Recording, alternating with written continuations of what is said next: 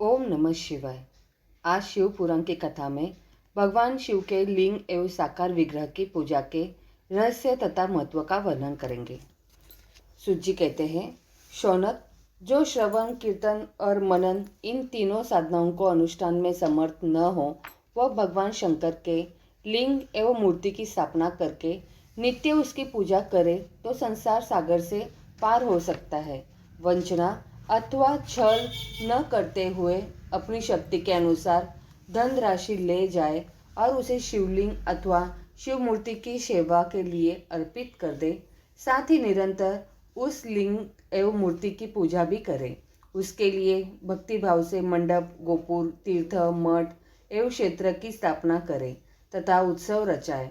वस्त्र, गंध, पुष्प, धूप, दीप तथा पुआ और शाक आदि व्यंजनों से युक्त भांति भांति के भक्ष्य भोजन अन्न नैवेद्य के रूप में समर्पित करे। छत्र, ध्वजा, व्यंजन, चामर तथा अन्य अंगों सहित राजोपचार की भांति सब समान भगवान शिव के लिंग एवं मूर्ति को चढ़ाए। प्रदक्षिणा, नमस्कार तथा यथाशक्ति जप करे। आह्वान से लेकर विसर्जन तक सारा कार्य प्रतिदिन भक्ति भाव से संपन्न करे। इस प्रकार शिवलिंग अथवा शिव मूर्ति में भगवान शंकर की पूजा करने वाला पुरुष श्रवण आदि साधनों का अनुष्ठान न करे तो भी भगवान शिव की प्रसन्नता से सिद्धि प्राप्त कर लेता है। पहले के बहुत से महात्मा पुरुष लिंग तथा शिव मूर्ति की पूजा करने मात्र से भवबंधन से मुक्त हो चुके हैं। ऋषि ने पूछा, मूर्ति में ही सर्वत्र देवताओं की पूजा होती है, परंतु भगवान शिव की पूजा सब जगह मूर्ति में और लिंग में भी क्यों की जाती है? सूत जी ने कहा, मुनीश्वरों, तुम्हारा यह प्रश्न तो बड़ा पवित्र है और अत्यंत अद्भुत है।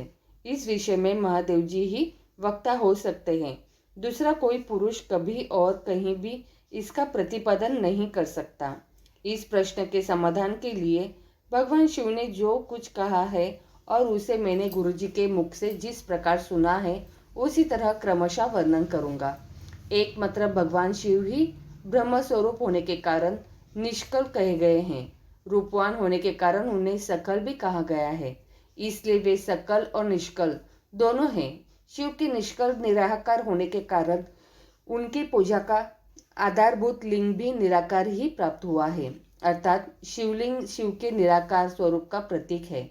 इसी तरह शिव के सकल या साकार होने के कारण उनकी पूजा का आधारभूत विग्रह साकार प्राप्त होता है, अर्थात शिव का साकार विग्रह उनके साकार स्वरूप का प्रतीक होता है। सकल और अकल आकार सहित साकार और अंग आकार से सर्वथा रहित निराकार रूप होने से ही वे ब्रह्म शब्द से कहे जाने वाले परमात्मा हैं। यही कारण है कि सब लोग लिंग और मूर्ति दोनों में ही सदा भगवान शिव की पूजा करते हैं। शिव से भिन्न जो दूसरे देवता हैं वे साक्षात ब्रह्म नहीं है, इसलिए कहीं भी उनके लिए निराकार लिंग नहीं उपलब्ध होता। पूर्व काल में बुद्धिमान ब्रह्मपुत्र सनत कुमार मुनि ने मंदाचल पर नंदिकेश्वर से इसी प्रकार का प्रश्न किया था। सनत कुमार बोले, भगवान, शिव से भिन्न जो देवता है उन सबकी पूजा के लिए सर्वत्र प्रायः वेर मात्र ही अधिक संख्या में देखा और सुना जाता है।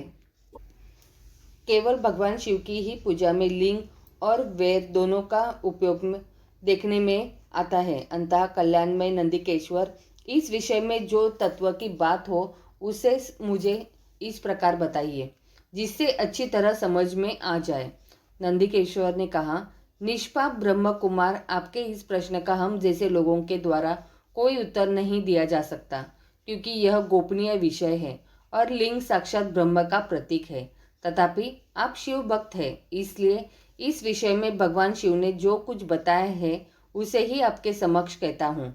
भगवान शिव ब्रह्म स्वरूप और निष्कल है, इसलिए उन्हीं की पूजा में निष्कल लिंग का उपयोग होता है। संपूर्ण वेदों का यही मत है।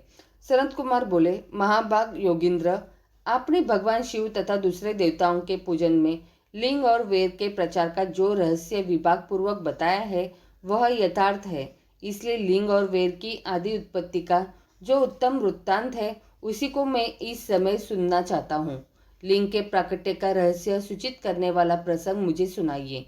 इसके उत्तर में नंदिकेश्वर ने भगवान महादेव के निष्कल स्वरूप लिंग के आविर्भाव का प्रसंग सुनाना आरंभ किया।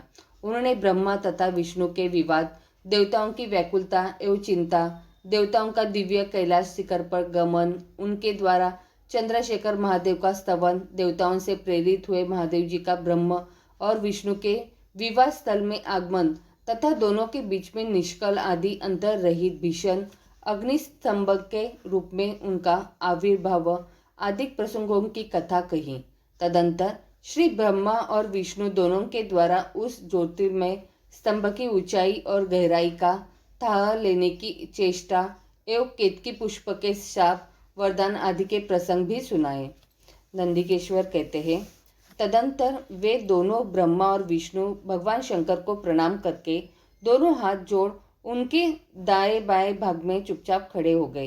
फिर उन्होंने वह साक्षात प्रकट पूजनीय महादेव जी को श्रेष्ठ आसन पर स्थापित करके पवित्र पुरुष वस्तुओं द्वारा उनका पूजन किया। दीर्घ काल तक अविकृत भाव से सुस्थिर रहने वाली वस्तुओं को पुरुष वस्तु कहते हैं और अल्पकाल तक ही टिकने वाली क्षणभंगुर वस्तुओं प्राकृतिक वस्तु कहलाती है। इस तरह वस्तु के ये दो भेद जानने चाहिए। हार, नुपुर, केयूर, किरीट, मणिमय कुंडल, यज्ञोपवीत, उत्तरीय वस्त्र, पुष्पमाला, रेशमी वस्त्र, हार, मुद्रिका, पुष्प, तांबूल, कपूर, चंदन एवं अगुर का अनुलेप, धूप, दीप, श्वेत छत्र, व्यजन, ध्वजा, चंवर तथा अनन्य दिव्य उपहार द्वारा जिनका वैभव वाणी और मन की पहुँच से परे था, जो केवल पशुपति के ही योग्य थे और जिन्हें पशु कदापि नहीं पा सकते थे, उन दोनों ने अपने स्वामी महेश्वर का पूजन किया। सबसे पहले वहां ब्रह्मा और विष्णु ने भगवान शंकर की पूजा की। इसे प्रसन्न हो भक्तिपूर्वक भगवान शिव ने वहां नम्र भाव से खड़े हुए उन दोनों देवताओं से मुस्कुराकर कहा। महेश्वर बोले, पुत्रों, आज का दिन एक महान दिन है। इसमें तुम्हारा जो आज मेरी पूजा हुई है, इससे मैं तुम लोगों पर बहुत प्रसन्न हूँ। इसी कारण यह दिन परम पवित्र और महान से महान होगा। आज की यह तिथि शिवरात्रि के नाम से विख्यात होकर मेरे लिए परम प्रिय होगी।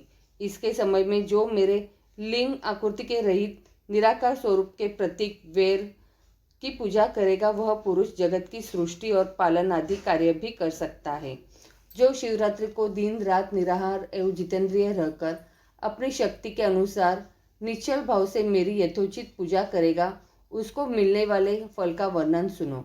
1 वर्ष तक निरंतर मेरी पूजा करने पर जो फल मिलता है, वह सारा फल केवल शिवरात्रि को मेरा पूजन करने से मनुष्य तत्काल प्राप्त कर लेता है। जैसे पूर्ण चंद्रमा उदय समुद्र की वृद्धि का अवसर है, उसी प्रकार यह शिवरात्रि तिथि मेरे धर्म की वृद्धि का समय है। इस तिथि में मेरी स्थापना आदि का मंगलमय उत्सव होना चाहिए। पहले मैं जब ज्योतिर्मय स्तंभ रूप से प्रकट हुआ था, वह समय मार्गशीर्ष मास में आद्रा नक्षत्र से युक्त पूर्णमासी या प्रतिपदा है। जो पुरुष मार्गशीर्ष मास में आर्द्रा नक्षत्र होने पर पार्वती सहित मेरा दर्शन करता है अथवा मेरी मूर्ति या लिंग की झांकी करता है, वह मेरे लिए कार्तिकेय से भी अधिक प्रिय है। उस शुभ दिन को मेरे दर्शन मात्र से पूरा फल प्राप्त होता है।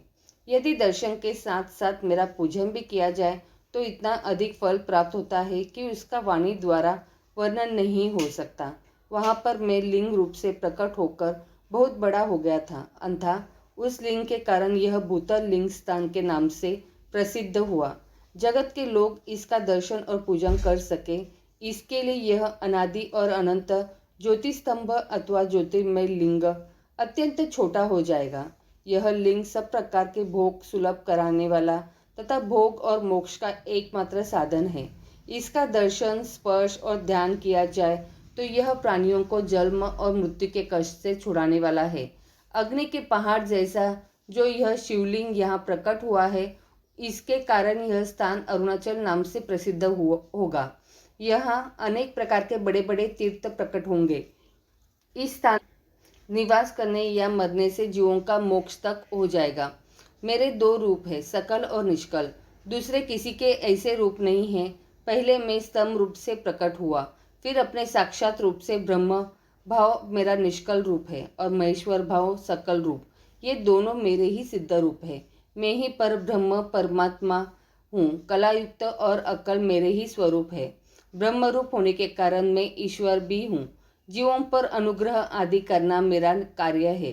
ब्रह्मा और केशव में सबसे बृहत और जगत की वृद्धि करने वाला होने के कारण ब्रह्म कहलाता हूँ। सर्वत्र समरूप से स्थित और व्यापक होने से मैं ही सबका आत्मा हूँ। सर्ग से लेकर अनुग्रह तक जो जगत संबंधी 5 कृत्य है वे सदा मेरे ही है। मेरे अतिरिक्त दूसरे किसी के नहीं हैं, क्योंकि मैं ही सबका ईश्वर हूँ। पहले मेरी ब्रह्म रूपता का बोध कराने के लिए निष्कल लिंग प्रकट हुआ था। फिर अज्ञात ईश्वर तत्व का साक्षात्कार कराने के निमित्त मैं साक्षात जगदीश्वर ही सकल रूप में तत्काल प्रकट हो गया।